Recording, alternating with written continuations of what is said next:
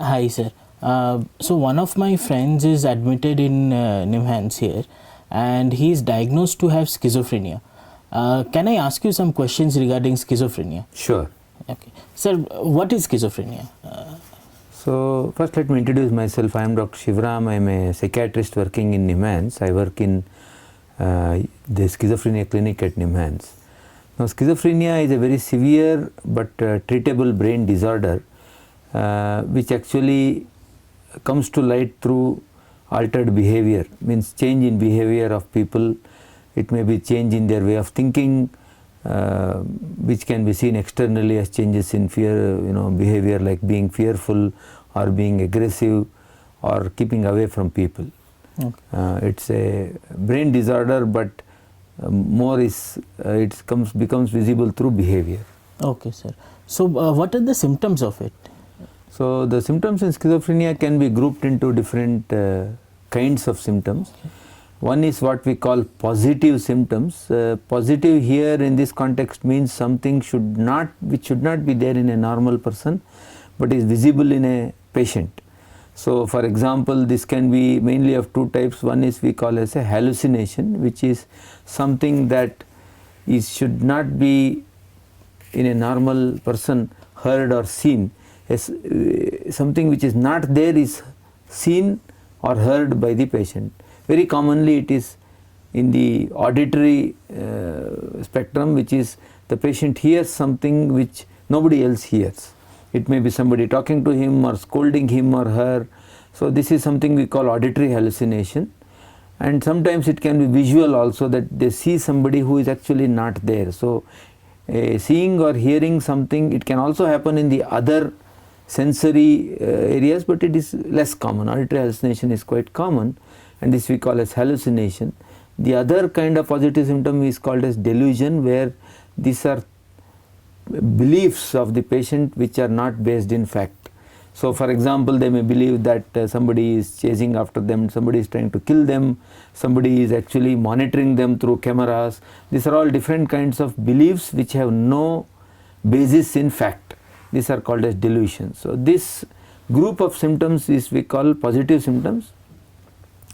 Very often brings the patient to the hospital. Okay, sir. But the other kind of symptoms which may not be realized by the relatives or caregivers is and sometimes more difficult to pick up is negative symptoms. Negative here means it's a minus. So something which should be there in a normal person but is not there in this patient, which might include things like interest in talking to people, interest in doing daily activities, going to the job, any thing that the person used to like, those interests go away. So the person loses interest in normal living.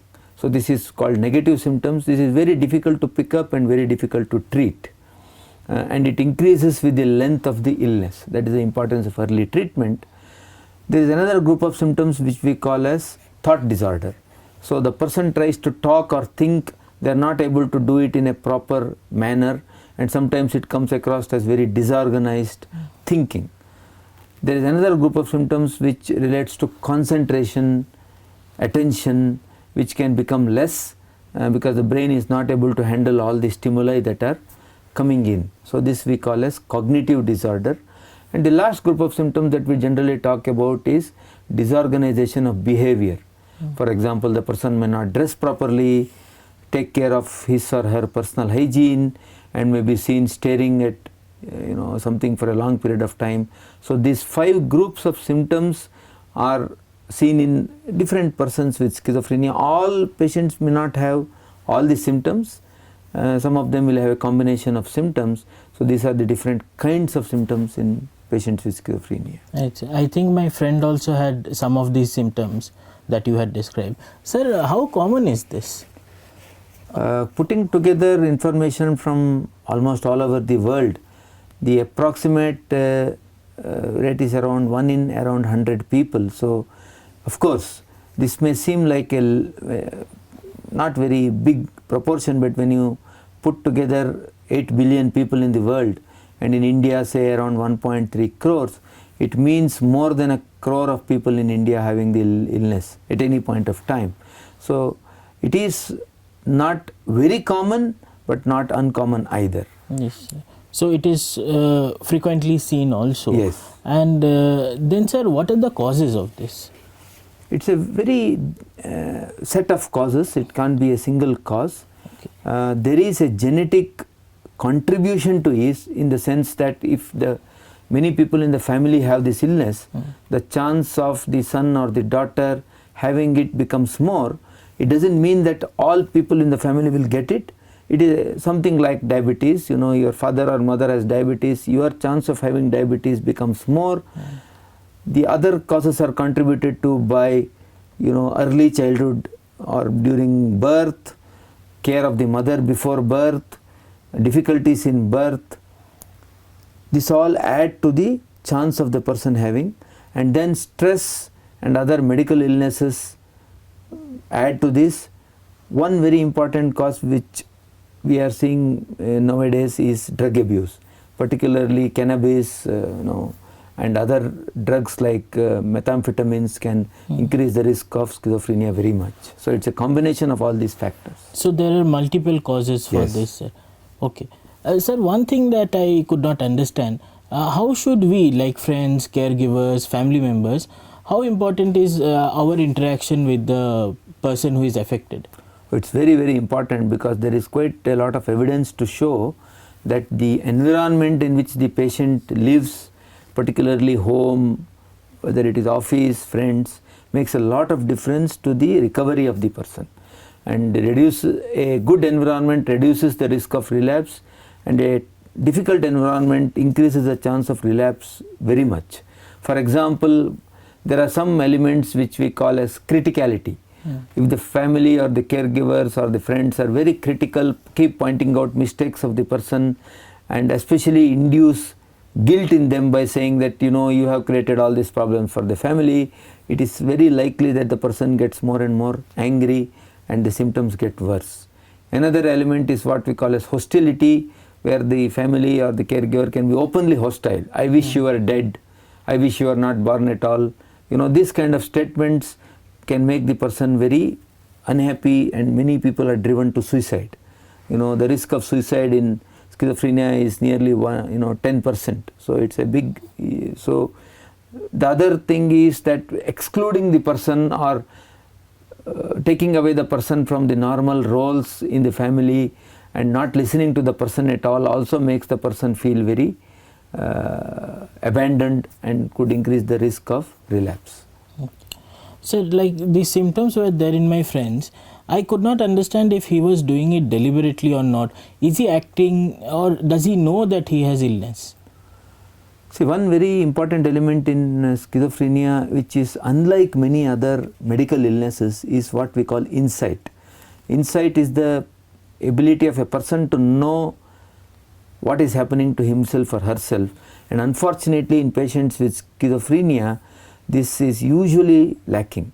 So the person actually does not realize, and many people, like you just asked this question, is he doing it deliberately, is it a drama?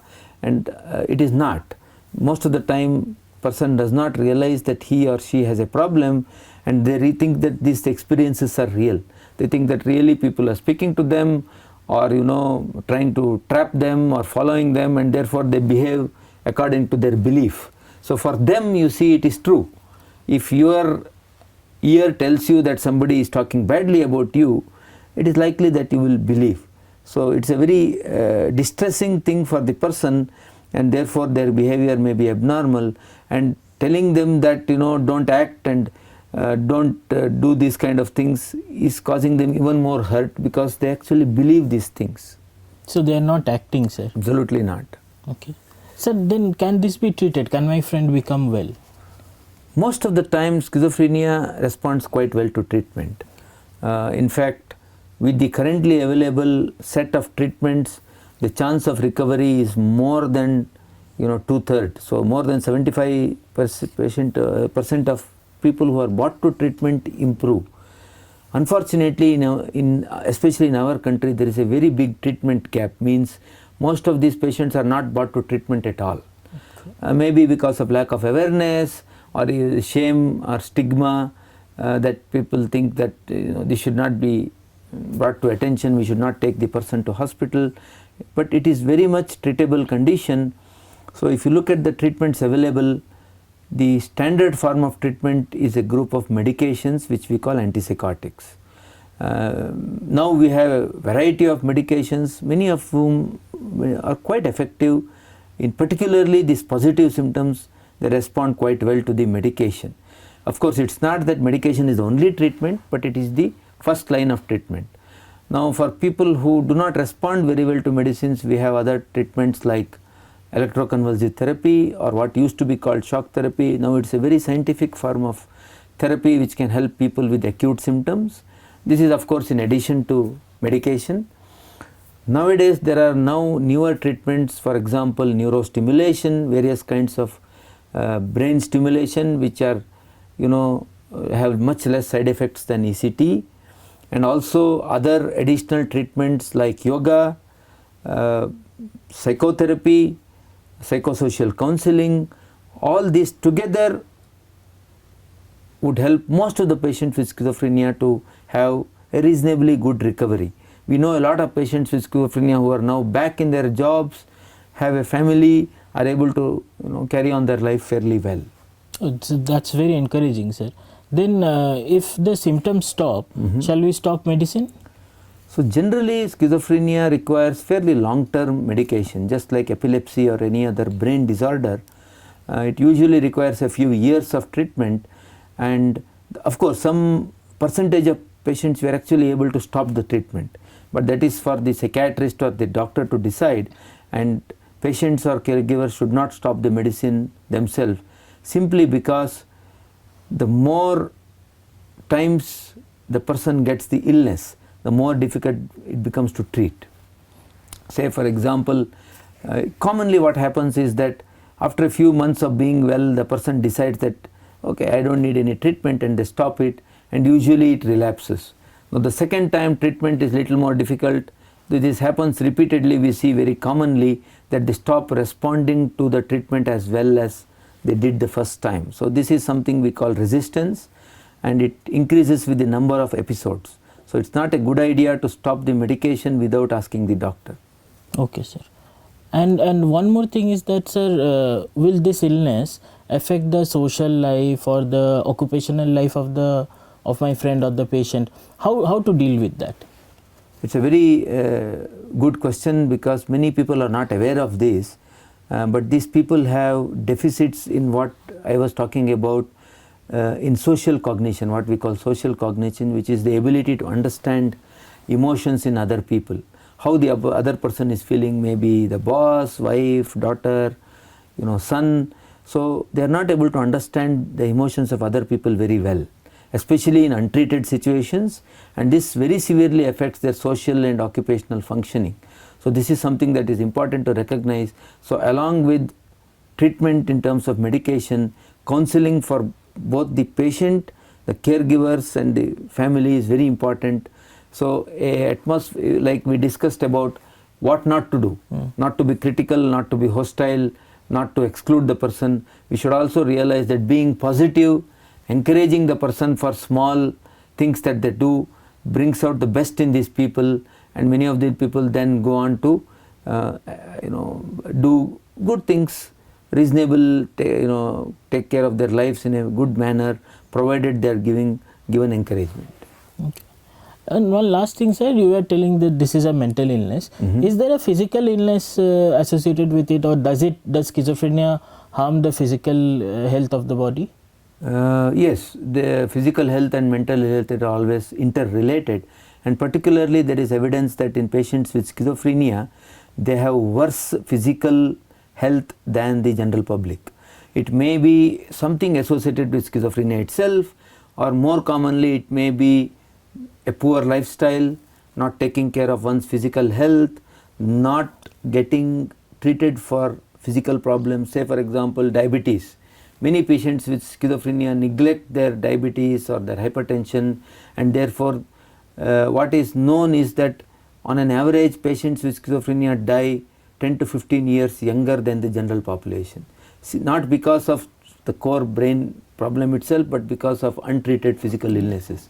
So it is very important for patients with schizophrenia to take care of their physical health, and the family should make sure that they are regularly consulted with a doctor if needed, treatment for other physical conditions, but more importantly adequate food, exercise, particularly avoiding fatty and fried foods, because the chance of developing diabetes and high cholesterol is very high in these people, simply because they take medicine which also increases the chance of becoming a little obese, becoming less active. So in this, physical exercise, lifestyle, yoga for example, or any other physical exercise, games are very important for these patients. Thank you, sir. I think I have clarified all the doubts, sir. Thank you. Thank you.